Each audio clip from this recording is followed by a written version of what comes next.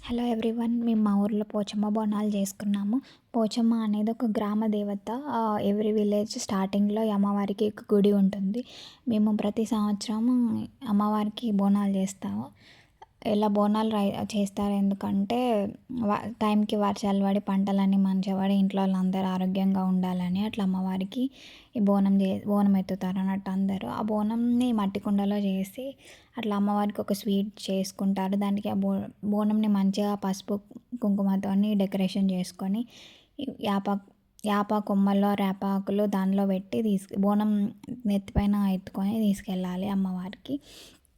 అమ్మవారికి బోనంతో పాటు మనం బియ్యం పోయాలన్నట్టు. బియ్యం పోయాలంటే బియ్యంలో పసుపు కలిపి ఆ బియ్యం దాంతో పాటు పసుపు కుంకుమ శారీ ఇక మనం బియ్యం పోస్తే కుడక పోక ఖర్జూరాలు అవన్నీ ఇచ్చి దాంతోపాటు కొన్ని చిలక అని ఇలా ప్రిపేర్ చేస్తారు దాన్ని. ఆ చిలుకలు కూడా అమ్మవారి గుడి దగ్గర పెడతారు. దీంతో పాటు కళ్ళు, బెల్లం పాకం, బెల్లం శాఖ అని అంటారు, అది పెడతారు. ఇవన్నీ అమ్మవారి దగ్గరికి తీసుకెళ్ళి అలా పెడతారు. నేను ఇలా రెడీ అయ్యా చాలా సింపుల్గా బోనాల కోసం.